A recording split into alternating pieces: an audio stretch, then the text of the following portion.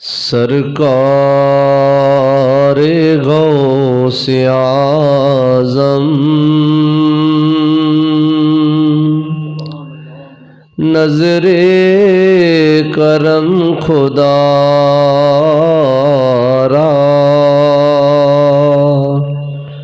سرکار غوث اعظم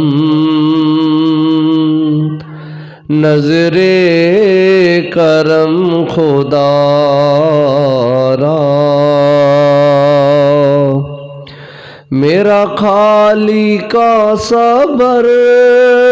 دو میں فقیر ہوں تمہارا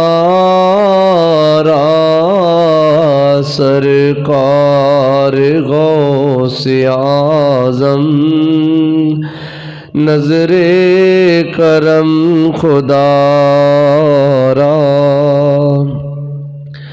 سب کا کوئی نہ کوئی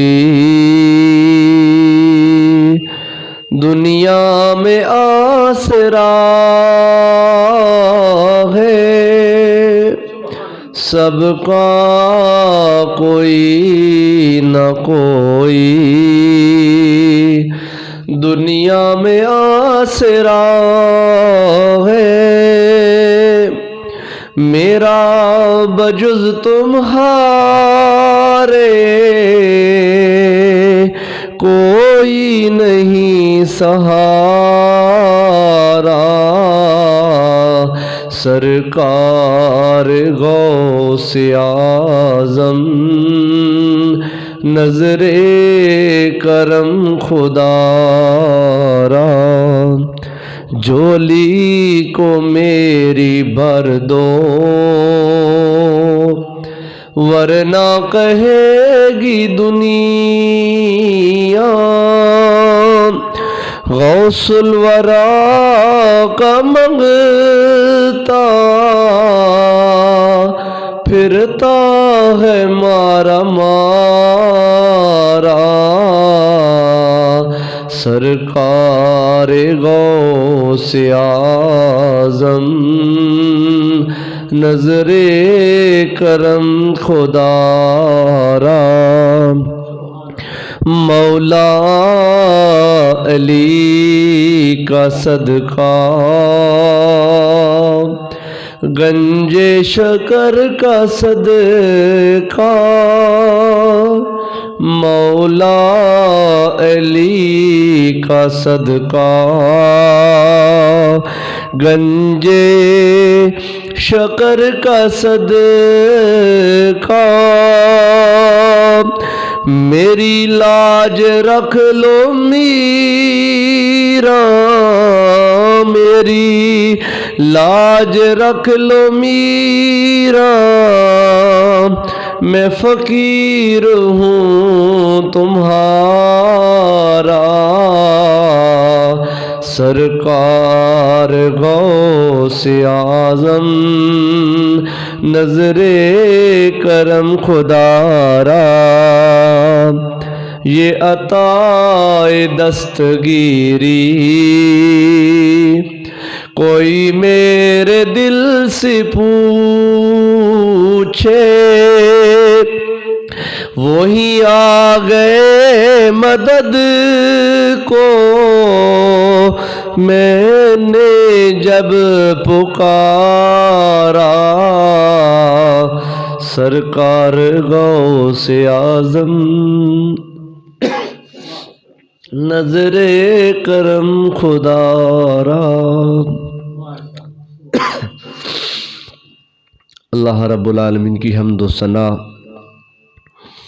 اور حضور پاک صاحب الاولاق احمد مجتبی حضرت محمد مصطفیٰ صلی اللہ علیہ وآلہ وسلم آپ کے دربار گوہر بار میں درود السلام کا نذرانہ پیش کرنے کے بعد قابل احترام حضرات سامعین عظام ماہ ربیع الثانی شریف کا دوسرا عشرہ چل رہا ہے۔ یہ وہ مبارک مہینہ ہے جس کو حضور پیر پیراں میر میراں قطب ربانی غوث سمدانی شہباز لامکانی قندیل نورانی الحسنی والحسینی حضرت شیخ محی الدین عبد القادر جیلانی رحمۃ اللہ تعالی علیہ آپ کے عرس مبارک سے خاص نسبت حاصل ہے۔ آج کے اس جمعۃ المبارک کے مختصر سے وقت میں حضرت پیر پیراں رحمۃ اللہ تعالی علیہ کی بارگاہ میں چند ایک محبت برے کلمات پیش کرنے کی سعادت حاصل کرتا ہوں۔ اللہ تعالیٰ میری زبان پر کلمہ حق جاری فرمائے۔ سلسلہ عالیہ قادریہ کے سرخیل اور پیشوا حضرت سیدنا عبد القادر جیلانی رحمۃ اللہ تعالی علیہ آپ 470 ہجری میں ایران کے صوبہ طبرستان میں اس کے علاقے گیلان کے محلے نیف میں پیدا ہوئے۔ اللہ رب العالمین نے آپ کو حسنی اور حسینی فیض عطا فرمایا۔ آپ کے والد ان کا اسم غرامی حضرت ابو سہل موسیٰ جنگی دوست رحمۃ اللہ تعالی علیہ اور آپ کی والدہ ماجدہ حضرت فاطمہ ام الخیر آمۃ الجبار رضی اللہ تعالی عنہا، وہ حضرت امام حسین رضی اللہ تعالی عنہ کی سلسلہ مبارک میں بیٹی ہیں۔ آپ کے والد حضرت ابو صالح موسیٰ جنگی دوست وہ اور آپ کی والدہ حضرت فاطمہ آمۃ الجبار دونوں کو اللہ تعالیٰ نے مولا کائنات علی مرتضیٰ شیر خدا رضی اللہ تعالی عنہ کے دونوں پیارے بیٹوں کے ساتھ نسبتیں عطا فرمائیں۔ علماء کرام نے لکھا ہے کہ حضور غوث اعظم شیخ عبد القادر جیلانی رضی اللہ تعالی عنہ آپ 10 واسطوں سے حضرت امام حسن کے بیٹے ہیں اور 9 واسطوں سے اپنی والدہ ماجدہ کی نسبت سے وہ حضرت امام حسین کے بیٹے ہیں۔ محدثین نے علماء نے جو آپ کا شجرہ مبارک لکھا ہے وہ آپ کے والد کی طرف سے یہ ہے: سید محی الدین ابو محمد عبد القادر بن سید ابو سہل موسیٰ جنگی دوست بن سید عبداللہ بن سید یحییٰ بن سید داؤد بن سید موسیٰ ثانی بن سید عبداللہ بن سید موسیٰ جون بن سید عبداللہ محض بن سید امام حسن مثنی بن سید امام حسن بن سیدنا علی المرتضیٰ شیر خدا رضی اللہ تعالی عنہ۔ یہ 10 واسطوں سے حضور غوث اعظم حضرت علی المرتضیٰ کے حضرت امام حسن کی نسبت سے بیٹے ہیں، جبکہ آپ کی والدہ حضرت فاطمہ آمۃ الجبار رضی اللہ تعالی عنہا آپ کا شجرہ مبارک یہ ہے: سید محی الدین ابو محمد عبد القادر بن آمۃ الجبار فاطمہ بنت سید عبداللہ صومعی رضی اللہ تعالی عنہ بن سید ابو جمال الدین بن سید جواد بن سید امام علی رضا بن امام موسیٰ کاظم بن امام جعفر صادق بن امام باقر بن امام زین العابدین بن حضرت امام ابو عبداللہ حسین ابن علی المرتضیٰ شیر خدا رضی اللہ تعالی عنہ۔ حضرت فاطمہ آمۃ الجبار یہ حضرت امام حسین کی 9 سلسلوں سے بیٹی لگتی ہیں۔ یوں یہ نجیب و طرفین سید حضرت سیدنا عبد القادر جیلانی کو حسنی حسینی نسبتیں حاصل ہوئیں۔ حضرت ابو صالح موسیٰ جنگی دوست، ان کو جنگی دوست اس لیے کہتے ہیں کہ آپ کو جہاد سے، جنگ سے بہت رغبت اور محبت تھی۔ وہ اللہ تعالیٰ کے ولی تھے، دن کو روزہ رکھتے، جہاد کرتے اور رات کو اللہ کے حضور حالت قیام میں اللہ کی عبادت کرتے تھے۔ اور آپ کے نانا جان حضرت ابو عبداللہ صومعی رضی اللہ تعالی عنہ وقت کے ولی، عالم دین، درویش اور اللہ کے نیک انسان تھے، جن کی دختر نیک اختر حضرت فاطمہ آمت الجبار سے حضرت ابو صالح موسیٰ جنگی دوست رحمۃ اللہ تعالی علیہ کا عقد نکاح ہوا، جس سے اللہ تعالیٰ نے آپ کو حضور غوث اعظم جیسے عظیم بیٹے عطا فرمائے۔ حضرت ابو صالح موسیٰ جنگی دوست رضی اللہ تعالیٰ عنہ آپ فرماتے ہیں، جب میرے بیٹے حضرت عبد القادر کا وقت ولادت ہوا تو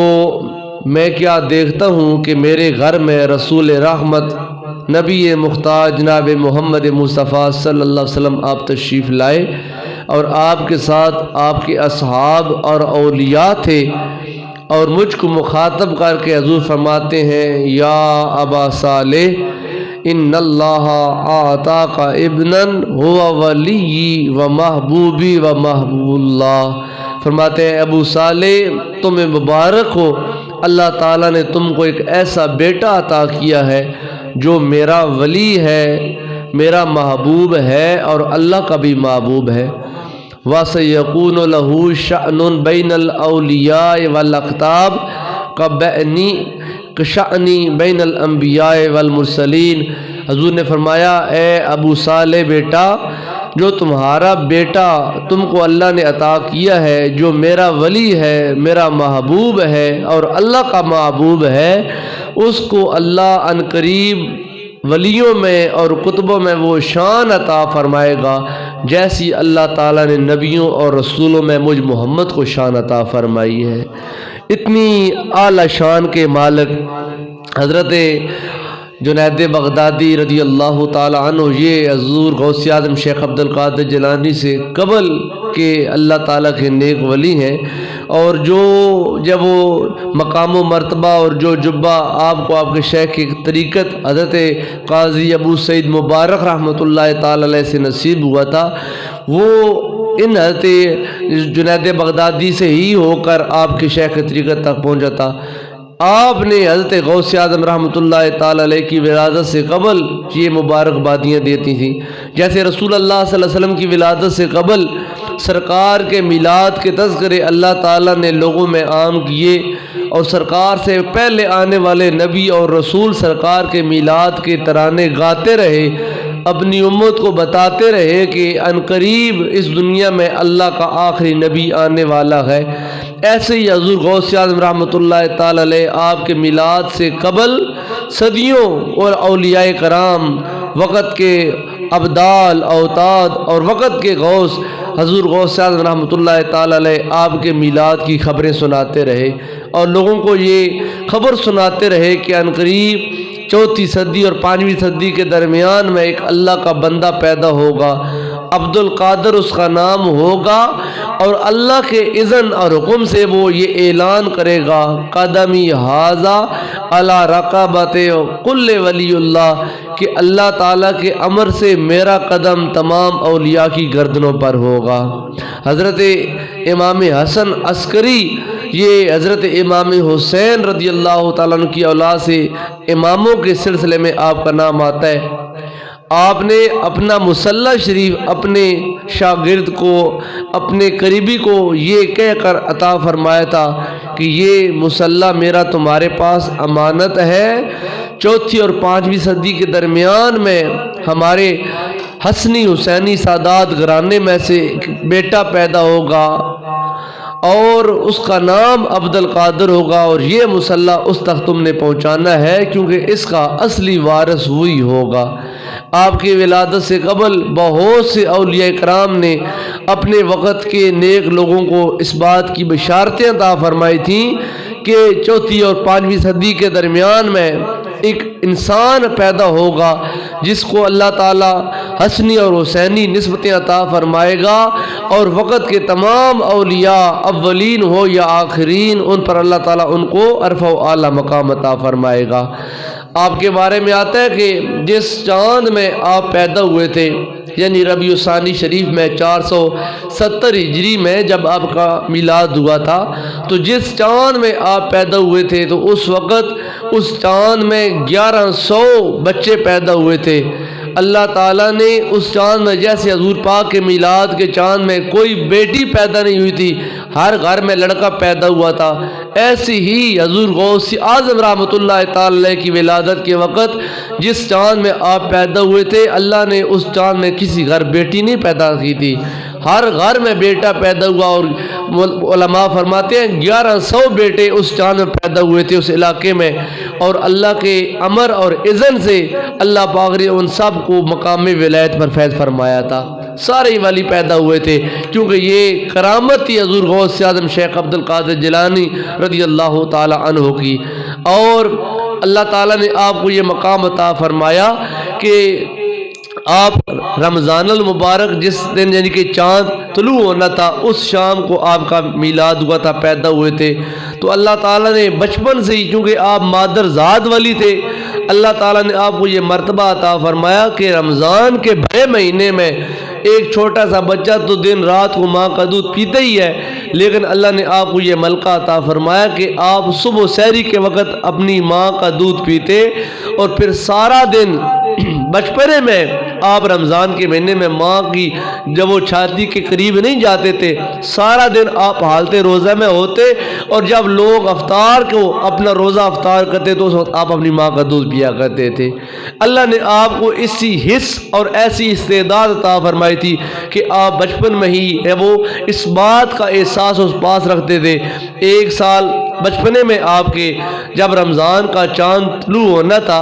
تو موسم ابر آلود تھا، مطلع ابر آلود تھا، بادل بنے ہوئے تھے، اور لوگوں کو معلوم نہیں ہو رہا تھا کہ رمضان کا چاند طلوع ہوا ہے یا نہیں ہوا، صبح روزہ رکھنا ہے یا نہیں رکھنا۔ لوگوں نے اگلے دن حضرت فاطمہ رضی اللہ تعالی عنہ آپ کی والدہ سے معلوم کیا کہ آپ کے بیٹے نے دودھ پیا ہے یا نہیں پیا، تو آپ نے فرمایا میرے بیٹے نے وقت سحر دودھ پیا تھا اور اب سارا دن گزر رہا ہے، میرا بیٹا میرے قریب کرنے کے باوجود وہ دودھ نہیں پی رہا، اس سے معلوم ہوتا ہے کہ آج رمضان کی پہلی تاریخ ہے۔ تو اس طریقے سے پورے علاقے میں یہ بات معروف اور مشہور ہو گئی کہ سادات کے گھرانے میں ایک ایسا بچہ بھی ہے جو بچپنے میں ماں کا دودھ نہیں پیتا بلکہ بچپنے میں بھی وہ روزہ رکھتا ہے۔ یہ مقام اور یہ شان آپ کو اللہ پاک نے بچپن میں عطا فرمائی۔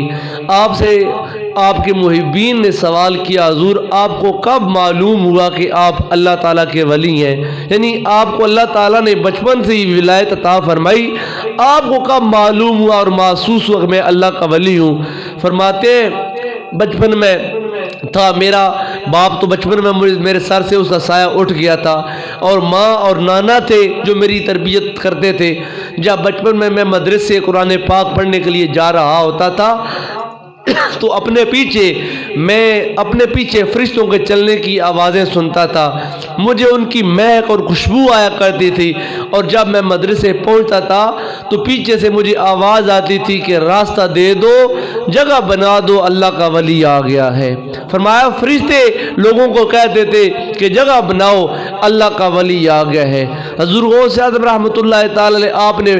تھوڑے سے عمر میں بچپنے میں قرآن پاک اپنی ماں سے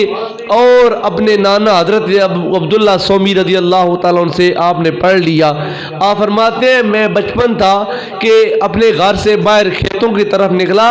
ایک بیل چر رہا تھا، مجھے بیل اچھا لگا تو میں اس بیل کے پیچھے پیچھے ہو گیا، میں بیل آگے آگے چل رہا تھا اور میں پیچھے پیچھے اس کی چلنے لگا۔ بیل نے مڑ کر مجھے کہا، اب بیل بولا تو نہیں کرتے، لیکن جب اللہ کے ولیوں کی تربیت کی باری آئے تو اللہ جانوروں کو بھی زبانیں عطا کر دیتا ہے۔ بیل مجھ سے مخاطب ہو کر کہتا ہے، اے جوان، اللہ نے تجھے کھیلنے کے لیے پیدا نہیں کیا، بلکہ اللہ نے تجھ کو تو لوگوں کی رہنمائی کے لیے پیدا کیا ہے۔ جاؤ، جا کر دین حاصل کرو تاکہ تمہاری برکت سے اللہ کی یہ بھولی ہوئی مخلوق اللہ کا قرب پالے۔ میں واپس پلٹا تو آ کر میں نے ماں کو سارا ماجرا سنایا اور ماں سے میں نے گزارش کی کہ اماں جان، مجھے دین سیکھنا ہے، مجھے شریعت اور طریقت کے علوم سے واقفیت حاصل کرنی ہے،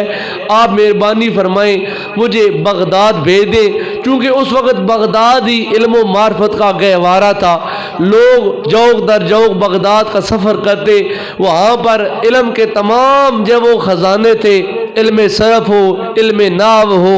علم لغت ہو، فارسی ہو، عربی ہو، شریعت ہو، طریقت ہو، تمام خزانے علم کے اس وقت بغداد میں تھے۔ تو آپ نے علم حاصل کرنے کے لیے ماں سے اجازت مانگی تو آپ فرماتے ہیں میری ماں نے مجھے اجازت دیتے ہوئے اپنے خزانے سے 80 دینار نکالے، کہا اے میرے بیٹے، جب تمہارے باپ کا انتقال ہو رہا تھا تو تمہارے باپ نے ترکے میں یہ 80 دینار چھوڑے تھے، جن کو میں 2 حصوں میں تقسیم کر کے آدھے تم کو دیتی ہوں اور آدھے 40 دینار تمہارے بھائی کے لیے رکھتی ہوں۔ 40 دینار اپنے بیٹے کو دے کر ساتھ یہ نصیحت کرتی ہیں کہ بیٹا پتہ نہیں زندگی دوبارہ ہم کو ایک ساتھ ملائے یا نہ ملائے، لیکن میرا بیٹا ایک بات یاد رکھنا، اپنی زبان کو کبھی بھی جھوٹ سے آلودہ نہ کرنا، کبھی بھی جھوٹ نہ بولنا، حالات کتنے ہی مشکل کیوں نہ ہو جائیں، تم پر کتنے ہی وقت تنگ کیوں نہ ہو جائیں، بیٹا ہمیشہ سچ کا دامن مضبوطی سے تھام کر رکھنا۔ آپ نے اپنی ماں کی اس بات کو پلے باندھا اور اس قافلے کے ساتھ ہو لیے جو قافلہ بغداد کو جا رہا تھا۔ فرماتے ہیں ہم جب ابھی ایران سے جیلان سے تھوڑا ہی آگے نکلے تھے کہ ہمارے یعنی کہ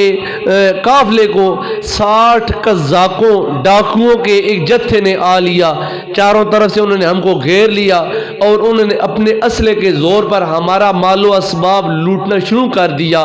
جب لوگ مال لوٹ رہے تھے تو ایک قزاق، ایک ڈاکو، ایک چور میرے پاس آ کر کہتا ہے کہ جوان تیرے پاس کچھ ہے؟ تو میں نے بلا خوف و خطر اس کو کہا ہاں میرے پاس 40 دینار ہے۔ وہ ہنس کر آگے چلا گیا کہ یہ چھوٹا سا لڑکا میرے ساتھ مذاق کر رہا ہے۔ ایک اور ڈاکو آ کر کہتا ہے کوئی تمہارے پاس مال و اسباب ہے؟ تو میں نے پھر اس کو وہی جواب دیا۔ ان دونوں نے جا کر اپنے لیڈر کو بتایا کہ لوگ اپنا مال چھپاتے ہیں، لوگ اپنا مال ہم سے جب وہ لے کر بھاگتے ہیں، لیکن وہ لڑکا ہے جو کہتا ہے کہ میرے پاس 40 دینار ہے۔ تو قزاقوں کے سربراہ نے کہا اس کو میرے پاس لے کر آؤ۔ حضور غوث اعظم کو وہ آئے، پکڑ کر اپنے سربراہ کے پاس پیش کیا تو اس نے کہا برکردار بتاؤ، یہ دونوں کہتے ہیں کہ تم کہتے ہو میرے پاس 40 دینار ہے، کیا واقعہ تمہارے پاس 40 دینار ہے؟ آپ نے اس کو کہا ہاں میرے پاس 40 دینار ہے۔ وہ کہتا ہے کہاں؟ آپ فرماتے ہیں جب میں گھر سے نکل رہا تھا تو میرے قمیض کے اندر کی طرف میری ماں نے وہ 40 دینار سی دیے تھے۔ آپ نے قمیض کو اٹھایا اور 40 دینار رکھ کر ان کے سامنے پیش کر دیے۔ وہ کہتا ہے کہ بیٹا عجیب بات ہے، ہم ڈاکو ہیں، ہمارا کام ہی لوگوں سے ان کے اسباب چھیننا ہے، جو نہ دے اسے مار دینا ہے۔ ہم لوگوں سے مال و اسباب چھینتے ہیں، لوگ اپنے مال ہم سے چھپاتے ہیں اور تم اپنا مال خود ہمارے سامنے پیش کر رہے ہو۔ کیونکہ آپ اللہ کے ولی تھے اور ولی ہی خاندان سے تعلق رکھتے تھے، دل سے جو بات نکلتی ہے اثر رکھتی ہے۔ آپ نے کہا جب گھر سے نکل رہا تھا تو میری مربی، میری موسن، میری ماں نے مجھے ایک نصیحت کی تھی، بیٹا مال و اسباب لٹ جائے کوئی بات نہیں، جھوٹ نہیں بولنا۔ کیا میں ماں کا وہ کیا ہوا وعدہ ان 40 دیناروں کے لیے بھول جاتا؟ کیا میں یہ مال بچانے کے لیے اپنی زبان کو جھوٹ سے آلودہ کر لیتا؟ مجھے مال کی پرواہ نہیں ہے، مجھے تو ماں سے کیے ہوئے اس قول کی پرواہ ہے، میں اپنے ماں کے ساتھ کیوں وعدہ نہیں بھلا سکتا۔ جب ایک اللہ کے نیک اور صالح انسان کی زبان سے یہ کلمات نکلے تو یہ کلمات خالی کلمات نہیں تھے، ہوا میں تعلیل ہونے والے کلمات نہیں تھے، بلکہ یہ کلمات ایک تازیانہ تھا، ایک کوڑا تھا اور ایک تیر تھا جو اس سربراہ کے دل پر لگا۔ جب یہ بات اس نے سنی تو اس کا دل پسیج گیا، فوراً خیال آیا کہ دیکھو بھائی، ایک چھوٹا سا بچہ اپنے ماں کے ساتھ کیا ہوا وعدہ اور قول بھلا نہیں سکا، اور میں تو خدا کا باغی ہوں، میں تو خدا کا نافرمان ہوں، اور خدا کے کیے ہوئے قول کو میں نے پسے پش ڈال کر بھلا دیا۔ کہا بیٹا مجھے ایک راستہ دکھاؤ، تم نے اپنے ماں کے ساتھ کیوں وعدہ نہیں بھلایا، میں اپنے رب سے کیوں وعدہ بھول گیا ہوں، میرے بیٹے اپنا ہاتھ بڑھاؤ، میں تمہارے ہاتھ پر توبہ اور استغفار کرتا ہوں۔ حضرت غوث اعظم رحمۃ اللہ تعالی آپ نے اپنی تصریف میں لکھا،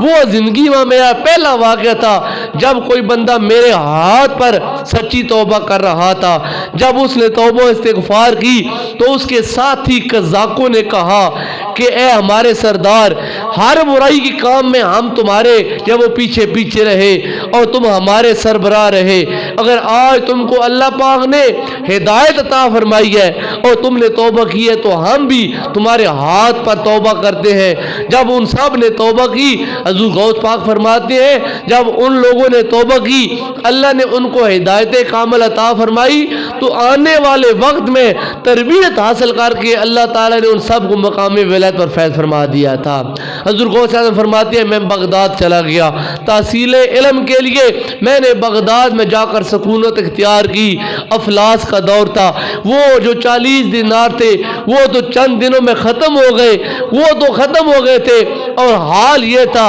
کہ پینے کو پانی میسر نہیں ہوتا تھا، کھانے کو میرے پاس رزق نہیں ہوتا تھا، لیکن میں علم کے حصول کے لیے کبھی ایک شیخ کے پاس جاتا، کبھی دوسرے شیخ کے پاس جاتا، کبھی لغت کا علم حاصل کرتا، کبھی فقہ کو حاصل کرتا، کبھی صرف و نحو کے علوم حاصل کرتا۔ میں نے اپنی ہمت کو نہ چھوڑا۔ ایک دن بغداد کے باہر میں شاہی جب وہ محل کے باہر جو ان کا کوڑا کرکٹ پھینکنے کی جگہ ہوتی ہے وہاں پر گیا کہ شاید وہاں پر کوئی روٹی کے ٹکڑے مل جائیں اور میں وہ اٹھا کر کھا لوں اور اپنے پیٹ کو کچھ تقویت دے سکوں۔ جب میں آگے بڑھا تو آگے جا کر کیا دیکھتا ہوں کہ چند اور فقیر ہیں جو وہاں پر اسباب کو ڈھونڈ رہے ہیں۔ مجھے حیا آ گئی کہ میں ان کے ہوتے ہوئے یہاں سے رزق حاصل نہیں کر سکتا۔ میں واپس پلٹ آیا، اپنی مسجد میں آیا تو وہاں آ کر میں نے قرآن پاک کو کھولا، قرآن پاک کی تلاوت کی، اللہ کے کلام کی تاثیر سے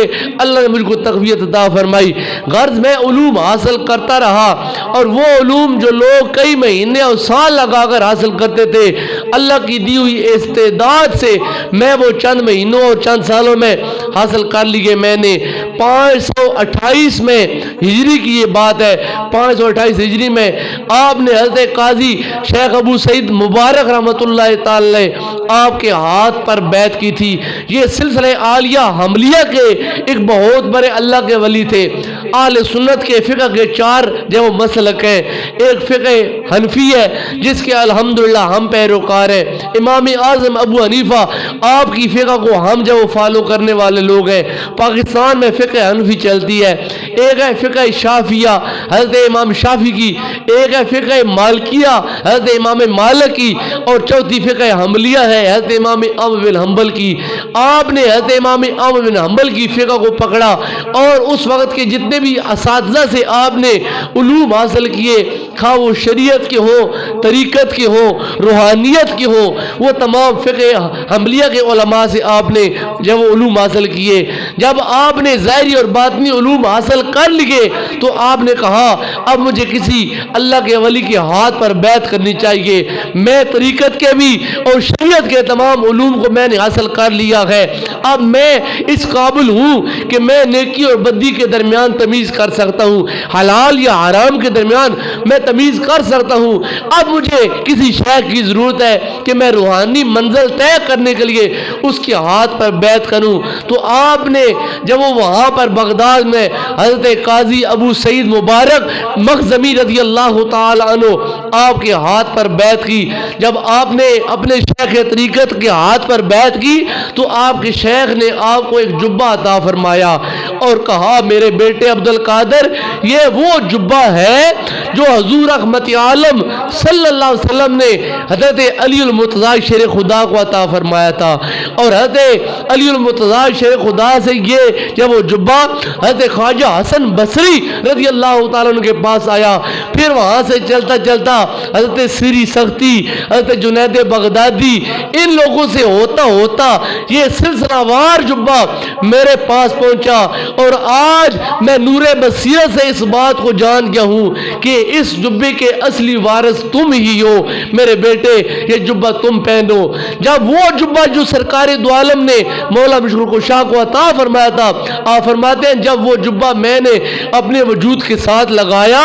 میں نے پہنا تو اللہ تعالیٰ نے علوم و معارف کے تمام خزانے مجھ پر کھول دیے اور ظاہری اور باطنی تمام علوم میں نے حاصل کر لیے۔ اب فرماتے ہیں کہ زور کی نماز کا وقت قریب تھا کہ میں اپنی اس مسجد میں بیٹھا ہوا تھا جہاں پر میں نے علوم حاصل کیے تھے۔ فرماتے ہیں ابھی زور کا تھوڑا سا وقت تھا کہ میں کیا دیکھتا ہوں، یک لخت ظاہری آنکھوں سے میں دیکھ رہا ہوں، یہ عالم خواب کا نیند کا واقعہ نہیں ہے۔ فرماتے ہیں میں جاگ رہا تھا، اپنے مصلی پر بیٹھا ہوا تھا کہ میں دیکھتا ہوں حضور رحمت عالم صلی اللہ علیہ وسلم آپ کا ورود ہوتا ہے، آپ کی آمد ہوتی ہے، سرکار تشریف لائے۔ سرکار نے مجھے فرمایا بیٹا عبد القادر اب تم نے ظاہری اور باطنی بہت سے علم حاصل کر لیے ہیں، اب تم اس قابل ہو کہ تم لوگوں کو واعظ و نصیحت کیا کرو، تبلیغ کرو، تم لوگوں کو دین کا راستہ دکھاؤ، لوگوں کو دین کی بات بتایا کرو۔ میں نے کہا ابا جان میں تو اجمی ہوں، لوگ عربی ہیں، میں لوگوں کو کیسے واعظ و نصیحت کروں؟ تو سرکار نے فرمایا عبد القادر بیٹا اپنا منہ کھولو۔ میں نے اپنا منہ کھولا تو رسول رحمت صلی اللہ علیہ وسلم نے اپنے لعاب دہن کے 7 چھینٹے میرے منہ میں ڈالے، 7 بار سرکار نے میرے منہ میں اپنا لعاب دہن ڈالا، سرکار چلے گئے۔ فرماتے ہیں زور کی نماز ہوئی، میں نے نماز زور ادا کی، مصلی پر لوگوں کی طرف منہ کر کے میں بیٹھ گیا۔ وہ پہلا دن تھا کہ میں محسوس کر رہا تھا کوئی غیبی طاقت ہے جو لوگوں کو کھینچ کر میرے سامنے لا رہی ہے۔ میں نے لوگوں کی طرف منہ کیا، لوگ جوک در جوک اس دن میرے پاس جمع ہونا شروع ہو گئے، جیسے کہ کسی طاقت نے ان کو اٹھا کر میرے پاس بٹھایا تاکہ وہ مجھ سے کچھ بات سنے، دین کا کوئی مجھ سے سبق حاصل کرے۔ فرماتے ہیں وہ پہلا دن تھا کہ علم تو میں نے بہت سے حاصل کر لیے لیکن تبلیغ میں نے کبھی نہیں کی تھی، تو میں ڈر رہا تھا کہ میں لوگوں سے کیسے کلام کروں، کہاں سے اپنے کلام کا آغاز کروں، کہاں سے واعظ و نصیحت کا آغاز کروں۔ اب لوگ سراپا انتظار ہے کہ عبد القادر کب اپنی زبان کو کھولتا ہے اور ہم کو اپنے علم کے موتی دیتا ہے۔ فرمایا کہ میں ابھی ڈر رہا تھا، یک لخت میرے سامنے میرے ابا جان حضرت علی المرتضیٰ شیر خدا کا میلاد ہوتا ہے، آپ کی آمد ہوتی ہے، آپ تشریف لاتے ہیں اور آ کر کہتے ہیں عبد القادر بیٹا، ذرا کرخت لہجے میں سخت لہجے میں کہتے ہیں عبد القادر بیٹا لوگوں کو واعظ کیوں نہیں کرتے ہو؟ تو میں نے کہا ابا جان میں کیسے واعظ کروں، میں اجمی ہوں اور یہ عربی ہیں اور مجھے ڈر لگتا ہے کہ میں ان کو کیسے کلام کروں گا۔ ایسے ہی آپ نے فرمایا بیٹا اپنا منہ کھولو۔ میں نے جب منہ کھولا تو آپ نے 6 اپنے لعاب دہن کے نورانی چھینٹے میرے منہ میں ڈالے۔ جب 6 بار آپ نے لعاب دہن ڈالا میں نے عرض کیا ابا جان سرکار ابھی تھوڑی دیر پہلے تشریف لائے تھے، آپ نے 7 بار مجھے لعاب دہن بخشا، آپ 6 بار دے رہے ہیں۔ فرمایا وہ سرکار کی بارگاہ کا ادب اور احترام ہے، ہم سرکار کی برابری نہیں کرتے ہیں۔ یہ کہہ کر سرکار جب واپس پلٹے حضور غوث اعظم فرماتے ہیں اللہ نے مجھے ایسا حوصلہ، ایسا علم کا ذخیرہ بخشا اور ایسا صبر عطا فرمایا۔ فرمایا میں اللہ کے اذن سے وہاں لوگوں سے کلام کرنا شروع ہو گیا اور میں نے بہت سا لوگوں کو واعظ वाज और नसीहत किया, और कमाल ये था आज मेरे सामने स्पीकर है, आप सुन रहे हैं, आवाज़ मस्जिद के बाहर तक जा रही है। आज का जदीद दौर है, साउंड सिस्टम आ गए, दूर दराज तक लोगों को आवाज़ सुनाई जा सकती है। वो तो जदीद दौर नहीं था, वो तो तसव्वुफ वाला रूहानी माहौल था, और ये तमाम असबाब वहाँ पर मौजूद नहीं थे। फरमाया अल्लाह ने मेरी ज़ुबान में वो ताकत बख्शी, मैं जहाँ मुसल्ले पर बैठ कर कलाम कर रहा था, जितनी आवाज़ मेरा पहला बंदा मेरे पास बैठ कर सुन रहा था, इतनी आवाज़ आखिरी बंदा भी समात कर रहा था। फरमाते हैं जब मैंने दर्स व तदरीस का आगाज़ किया तो ऐसा ऐसा मशहूरी होना शुरू हो गई कि बगदाद की जामिया मस्जिद में हज़रत गौस आज़म शेख अब्दुल कादिर जिलानी वाज़ फरमाते हैं तो हर नमाज के साथ लोगों की आमद का सिलसिला बढ़ता गया, हत्ता कि नौबत यहाँ तक आ गई कि वो मदरसा जो आपके शेख तरीक़त हज़रत काजी अबू सईद मुबारक मखरमी रहमतुल्लाह ताला अलैह का था, वो लोगों के लिए तदरीस के लिए तरबियत के लिए कम पड़ गया, तो आस पास के घरों को गिराकर मदरसे में शामिल किया गया ताकि आने वाले लोग आपके फैज़ से मुस्तफ़ीद हो सके। अल्लाह ताला के अमर व इज़्ज़त से आपने लोगों का तज़किये नफ्स किया। जिस दौर में आपका ये तरबियत व तालीम का सिलसिला आया, उस वक़्त जब वो अब्बासिया दौर था, और उस वक़्त के दीन प्रस्त ज़र प्रस्त उलमा ने दीन का हुलिया तक बिगाड़ कर रख दिया था। उस वक़्त के बाअसर लोगों की जब वो ख्वाहिशात और उनकी आरज़ुओं के मुताबिक मसलों को गढ़ा गया, फतवे दिए गए, अल्लाह रब्बुल आलमीन ने आपको मुहय्यिद्दीन बनाकर भेजा, दीन को जिंदा करने वाला बनाकर भेजा। आपसे सवाल किया गया हुजूर आपको कैसे मालूम हुआ कि आप मुहय्यिद्दीन हैं, आप दीन को जिंदा करने वाले हैं? आप फरमाते हैं मैं बगदाद से एक दिन बाहर निकला तो मैंने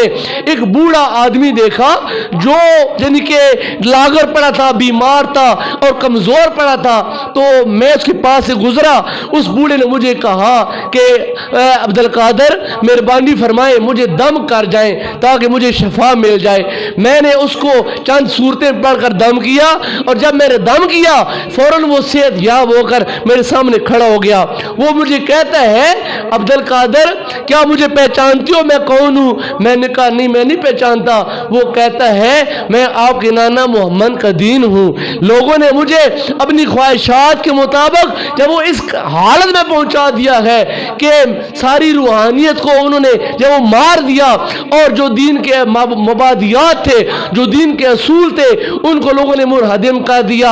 आप अल्लाह रब्बुल आलमीन ने आपको लोगों की राहबरी और रहनुमाई के लिए मबूस किया है, तो आपकी बरकत से आपके नाना का दीन दोबारा जिंदा हो जाएगा।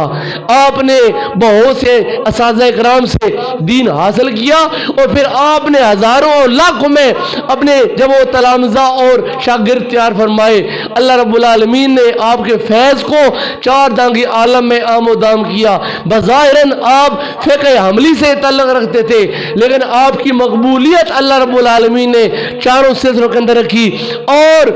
आलम इस्लाम का कोई ऐसा खित्ता नहीं है जहाँ पर आपका फैज़ नहीं पहुँचा। हज़रत गौस आज़म शेख अब्दुल कादिर जिलानी रज़ी अल्लाह ताला अन्हु, अल्लाह रब्बुल आलमीन ने आपको हसन हुसैनी फैज़ से हमकनार किया, और हज़रत गौस आज़म रहमतुल्लाह ताला अलैह को